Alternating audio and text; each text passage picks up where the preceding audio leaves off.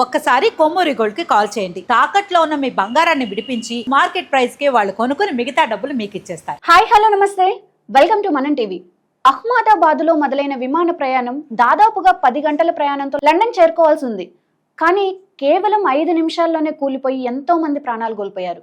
అసలు ఇంతటి దారుణం జరగడానికి దాగి ఉన్న హిడెన్ సీక్రెట్స్ ఏంటో ఇప్పుడు మాట్లాడుకుందాం. ఇప్పుడు మనతో ఉన్నారు ప్రముఖ సోషల్ యాక్టివిస్ట్ రవీంద్ర బాబు గారు. నమస్తే సార్. నమస్తే సార్, భారతదేశ చరిత్రలోనే మొన్న ఒక బ్లాక్ డేగా మిగిలిపోయింది. అసలు అంతమంది ప్రాణాలు కోల్పోయారు. అందులో ఆ విమానంలో భారతీయులు కూడా ఎక్కువ మంది ఉన్నారు. అసలు ఎందుకని ఇంతటి దారుణం ఎలా జరిగిందంటారు? అహ్మదాబాద్లో జరిగిన అతి విచారకరమైన విమాన దుర్ఘటనలో చనిపోయిన వాళ్ళందరికీ మనస్ఫూర్తిగా ప్రగాఢ సానుభూతిని సంతాపాన్ని తెలియజేస్తూ ఈ సంఘటన అతిపెద్ద విమాన ప్రమాదంగా చెప్పబడుతూ ఉంది. గడిచిన ఒక 6-7 సంవత్సరాల్లో ఇంత పెద్ద విమాన ప్రమాదం భారతదేశంలో జరగలేదు. ఫస్ట్ ఏంటంటే ఇది అహ్మదాబాద్ నుంచి ఎవ్రీడే లండన్ వెళ్ళే Boeing Dreamliner aircraft. Daily around 1:30కి బయలుదేరుతుంది లండన్. మీరు అన్నట్టుగా అరౌండ్ 9 అవర్స్ ఫ్లయింగ్ టైం. అయితే గుజరాత్లో మరీ ముఖ్యంగా గుజరాత్ అహ్మదాబాద్ ఏరియాస్ నుంచి లండన్ వెళ్ళే ప్రయాణికులు ఎక్కువ ఉంటారు. అక్కడ వాళ్ళకి బిజినెస్తో కనెక్టివిటీ ఎక్కువ ఉంటుంది. ఎక్కువ మంది లండన్ అహ్మదాబాద్ తిరుగుతూ ఉంటారు. ఓకే. సో అయితే యథావిధిగా ఆ రోజు ఆ ఎయిర్ క్రాఫ్ట్ టేకాఫ్ అయిన తర్వాత 59 సెకండ్స్లోనే క్రాస్ ల్యాండింగ్ అయింది. జనరల్గా అంత తక్కువ టైంలో అంటే టేకాఫ్లోనే పూర్తిగా అది పైకి ఎగరలేక కిందకి క్రాస్ ల్యాండింగ్ చేయవలసిన అనివార్య పరిస్థితి ఏర్పడింది. సో ఈ టెక్నికల్ అంశాలు కరెక్ట్గా ఇది జరిగి ఉంటుంది, ఇదే జరిగి ఉంటుంది అని విచారణ జరగకుండా మనం అనవసరంగా ఎవరిని బ్లేమ్ చేయకూడదు. కాబట్టి ఇటువంటి పెద్ద ఇన్సిడెంట్ జరిగినప్పుడు మనం జనరల్గా విశ్లేషణ చేస్తే ఏమయ్యి ఉండవచ్చు అనే కోణంలో, ఎందుకంటే ఈ దుర్ఘటన మీద air craft accidents investigation bureau అనే సంస్థ వాళ్ళు పూర్తి స్థాయిలో టెక్నికల్గా ఇన్వెస్టిగేషన్ స్టార్ట్ చేశారు. First point. సెకండ్ పాయింట్, ఈ ఎందుకు జరిగింది, ఎలా జరిగింది అనేది తెలియాలి అంటే అందులో బ్లాక్ బాక్స్లో డీకోడ్ చేస్తే ఆ లాస్ట్ మినిట్లో పైలట్స్ మాట్లాడుకున్న సంభాషణ, pilots ATC air traffic control వాళ్ళకి ఇచ్చిన మెసేజ్, మేడే అని ఒక మెసేజ్ ఇచ్చారు. మేడే అంటే వాళ్ళ భాషలో డేంజర్ అని. అంటే మేడే అన్నది డేంజర్ అని ఎందుకంటే అది ఫ్రాన్స్ వర్డ్ మేడన్ అని. ఓకే. అప్పట్లో 1930లో ఈ సిగ్నల్ వ్యవస్థ వాళ్ళు పెట్టుకున్నారు, సీక్రెట్ కోడింగ్. సో ఏటీసీకి మెసేజ్ అందింది మేడే అని.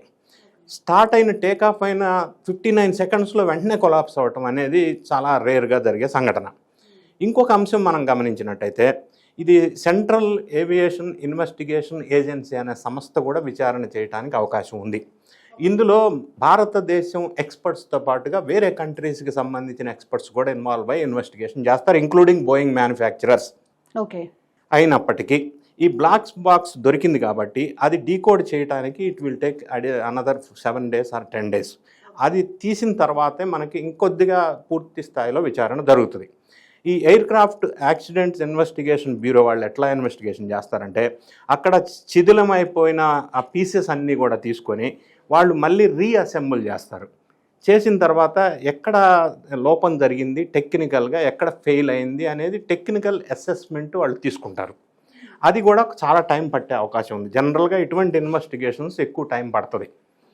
అయినప్పటికీ కొంతమంది మాట్లాడుతున్న మాటలు, ఎక్స్పర్ట్స్ చెప్తున్న మాటలు మనం పరిగణలోకి తీసుకుంటే, ఒకటి ఇంజన్స్ ఫెయిల్ అని అంటున్నారు. 2 ఇంజన్స్ ఒకసారి ఫెయిల్ అయ్యే అవకాశం లేదు, జనరల్గా రేర్ కేస్ అది.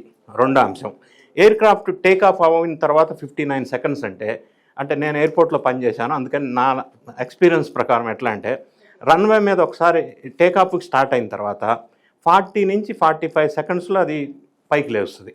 ఓకే. రన్వే మీద నుంచి ఇటు పైకి లేవడానికి ఇట్ టేక్స్ మినిమం 45 సెకండ్స్. అంటే పైకి ఇట్లా లేవగానే అనదర్ 10 సెకండ్స్లోనే కూలిపోయింది.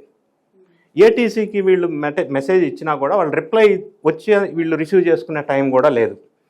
ఇది మనం గమనించినట్టయితే ఇందులో టెక్నికల్ ఏమన్నా ఫెయిల్యూర్ ఉందా అన్న కోణంలో మనం ఆలోచిస్తే, టెక్నికల్గా ఎయిర్ క్రాఫ్ట్ వీళ్ళు చెక్ చేసుకున్న తర్వాత అన్ని పారామీటర్స్ కాక్పిట్లో క్లియరెన్స్ ఇచ్చిన తర్వాతే టేకాఫ్కి పర్మిషన్ వస్తుంది. నంబర్ 1. నంబర్ 2, మీరు ఎయిర్ క్రాఫ్ట్లో కూర్చున్నప్పుడు గమనించి ఉంటారు, కింద గ్రౌండ్ డ్యూటీ వాళ్ళు స్టాఫ్ ఎవరైతే ఉంటారో ఒక పేపర్ పట్టుకొని వచ్చి కాక్పిట్లోకి వెళ్ళి పైలట్స్కి ఇస్తారు. అంటే రెడీ టు ఫ్లై అంతా కరెక్ట్ ఉంది అని వాళ్ళు అసెస్మెంట్ చేసి చెక్ లిస్ట్ ఇస్తారు. అది ఇచ్చిన తర్వాత పైలట్స్ కూడా మళ్ళీ ఒక్కసారి రీకన్ఫర్మ్ చేసుకున్న తర్వాతే టేకాఫ్కి ఏటీసీ వాళ్ళు సిగ్నల్ ఇచ్చిన తర్వాత మూవ్ అవుతుంది. ఓకే. కాబట్టి 2 ఇంజన్లు ఫెయిల్ అవుతాయే అవకాశం ఉందా అనేది కొద్దిగా అనుమానాస్పదమైన అంశం. రెండో పాయింట్ వినిపిస్తూ ఉంది, ఫ్యూయల్లో కల్తీ జరిగింది అని.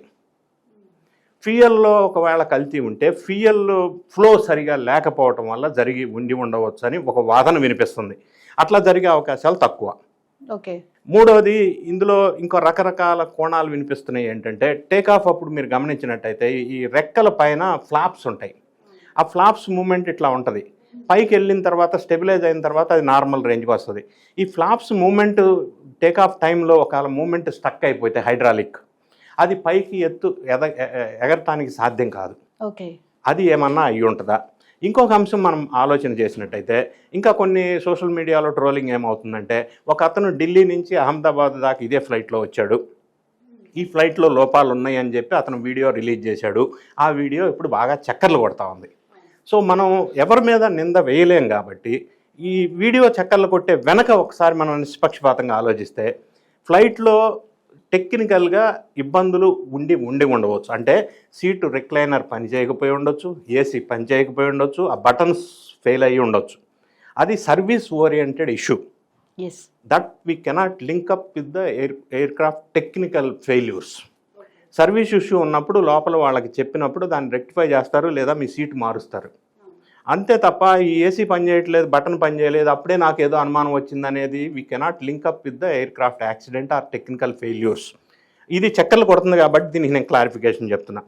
ఇంకొక అంశం ఏంటంటే, ఎయిర్క్రాఫ్ట్ పైకి వెళ్ళిన తర్వాత టెక్నికల్ ప్రాబ్లమ్స్ రావడం వేరు, కానీ టేకాఫ్ టైంలోనే వచ్చిందంటే ఎయిర్క్రాఫ్ట్లో ఎప్పుడైనా ఫ్లైట్లో టేకాఫ్, ల్యాండింగ్ ఈ రెండు ప్రధానంగా పైలట్స్ స్కిల్, ఆ క్యాపబిలిటీ, ఆ క్యాలిబర్ దాని మీద ఎక్కువ బేస్ అయి ఉంటుంది.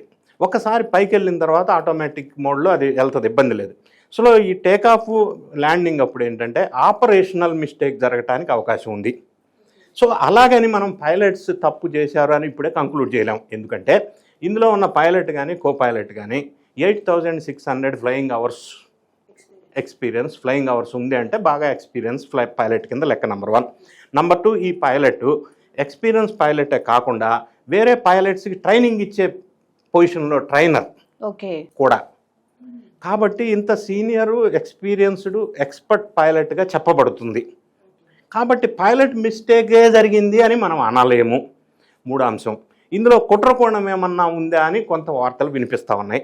పూర్తి విశ్లేషణ అంటే విచారణ, ఇన్వెస్టిగేషన్ జరగకుండా మనం కుట్రకోణం ఉంది అని చెప్పి సడన్గా మనం స్టేట్మెంట్ ఇవ్వటం కూడా కరెక్ట్ కాదు. ఎందుకంటే రకరకాల అది ఉద్రేక్తలకి దారితీసే అవకాశం.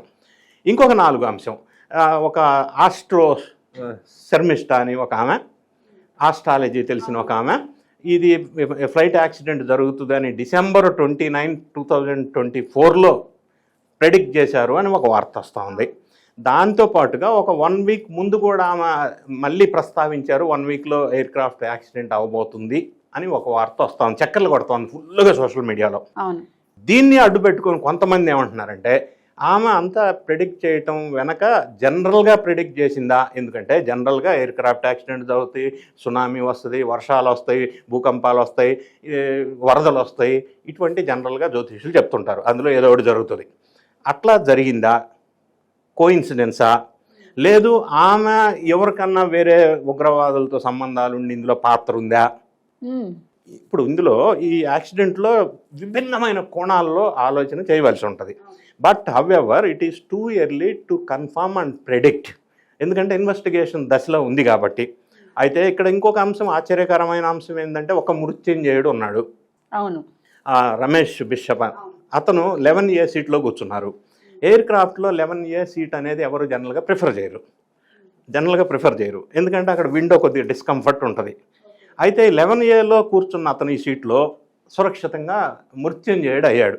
ఆయన ఎట్లా దూకాడు, తప్పించుకున్నాడు అని ఆలోచిస్తే తెలియవచ్చిన నిజం ఏంటంటే, ఆ ఎయిర్క్రాఫ్ట్ గుద్దు కాగానే ఈ డోరు ఆటోమేటిక్గా ఓపెన్ అయ్యి సీట్ బయటకు వచ్చేసింది. సో ఈయన అనుకోకుండా బయటికి రాగలిగాడు. కాబట్టి బతికి బయటకు వచ్చాడు. మిగతా వాళ్ళు బయటికి రావడానికి వీల్లేదు. మూడో అంశం వెలుగులోకి వస్తూ ఉంది. ఆ ఎయిర్ క్రాఫ్ట్లో 1,20,000 లీటర్స్ ఫ్యూయల్ ఉందని. ఎయిర్ క్రాఫ్ట్లో వాడే ఫ్యూయల్ ఏంటంటే it is having high calorific value, అంటే హై ఇగ్నైటింగ్ పాయింట్ ఉంటుంది. అది కొద్దిగా సెన్సిబుల్, చాలా ఎక్కువ ఉంటుంది. అంటే తక్కువ టెంపరేచర్కి కూడా అది ఇగ్నైట్ అయ్యే అవకాశం ఉంది. కానీ ఇందులో ఇంత లీటర్లు ఎయిర్ ఫ్యూయల్ ఉంది కాబట్టి అది ఇగ్నైట్ అయిందా టెంపరేచర్ పెరగటం వల్ల ఇంజన్లో అని ఒక డౌట్లు వ్యక్తం అవుతూ ఉన్నాయి. ఇన్ని అంశాలు మనం ఇన్ని కోణాల్లో ఆలోచించినప్పుడు సార్, ఇందులో ఇంకొక బాధాకరమైన విషయం అంటే హాయిగా మధ్యాహ్నం భోజనం చేస్తున్న మెడికల్ కాలేజ్ పిల్లల మీద. కరెక్ట్. అయితే ఇంకొక బాధాకరమైన విషయం అదే నేను చెప్పేది. మెడికల్ కాలేజీల్లో లంచ్ టైంలో వాళ్ళు భోజనం చేస్తుంటే వాళ్ళు చనిపోవటం అనేది ఇంకా బాధాకరమైన అంశం. అది నిజంగా వాళ్ళు ఏం పాపం చేయకుండా మెడికోస్ మరీ ముఖ్యంగా మరి అంతమంది చనిపోవటం అనేది ఇంకా బాధాకరం. ఇప్పటివరకు మనకి వెలుగులోకి వచ్చింది ఏంటంటే 265 మెంబర్స్ చనిపోయినట్టుగా వచ్చింది. ఇంకొక అంశం ఏంటంటే ఆ బ్లాస్ట్ అయినప్పుడు ఫ్యూయల్ బ్లాస్ట్ కాబట్టి 1000 degrees టెంపరేచర్ జనరేట్ అయింది అక్కడ. సో 1000 degrees టెంపరేచర్ ఎప్పుడైతే అక్కడ జనరేట్ అయ్యి బ్లాస్ట్ అయిందో ఈ మనుషులు శవాలు గుర్తుపట్టే అవకాశం లేదు. DNA పరీక్షలు చేసి చాలా కష్టం మీద వాళ్ళని ఐడెంటిఫై చేయాల్సిన అవసరం ఉంది. అది ఇంకొక ఛాలెంజ్, ఇంకొక ఇబ్బందికరమైన పరిస్థితి. ఎందుకంటే హై టెంపరేచర్ జనరేట్ అయింది. ఏదేమైనా air craft Boeing dream liner 787 air craft మీద 2017లో ఇది పర్చేజ్ చేసిన ఎయిర్ క్రాఫ్ట్. 2021లో ఈ ఎయిర్ ఇండియాని టాటా వాళ్ళు ఎక్వైర్ చేశారు. సో అప్పటి నుంచి ఇది ఫ్లయింగ్ అవుతూనే ఉంది. రెండో అంశం ఏంటంటే ఈ బోయింగ్ 787 డ్రీమ్ లైనర్ ఏదైతే ఉందో ఇంతకు ముందు కూడా దీని మీద మ్యానుఫ్యాక్చరింగ్ డిఫెక్ట్స్ ఉన్నట్టుగా వెలుగులోకి రాలా. ఇది పెద్ద సైజు ఎయిర్ క్రాఫ్ట్, సో ఇంతవరకు ఏమి రాలేదు. కాబట్టి మనం బోయింగ్ ఎయిర్ క్రాఫ్ట్లో ఉందా డిఫెక్టు, ఇంజన్ మ్యానుఫ్యాక్చర్లో ఉందా, అది మ్యానుఫ్యాక్చరరు ప్లస్ జీఈ వాళ్ళు ప్లస్ ఈ ఆపరేట్ చేసే ఏజెన్సీ వీళ్ళందరూ కలిసి ఇన్వెస్టిగేషన్ టెక్నికల్గా చేస్తే తప్ప పూర్తి వివరాలు వెలుగులోకి వచ్చే అవకాశం లేదు. ఎందుకంటే రకరకాల యాంగిల్స్లో మనం దీన్ని చూడవలసి ఉంటుంది. ఏ విధంగా జరిగిందనేది ఇప్పుడే కంక్లూడ్ చేయడం కష్టమని నా అభిప్రాయం. ఎందుకంటే కొంతమంది తొందరపడి రకరకాల స్టేట్మెంట్స్ ఇచ్చి జనాన్ని కన్ఫ్యూజ్ చేసి ఉద్రిక్తలకి లోను చేయటం ఇటువంటి సెన్సిబుల్ సబ్జెక్ట్ మీద కరెక్ట్ కాదనేది నా అభిప్రాయం. Right, thank you sir. Thank you.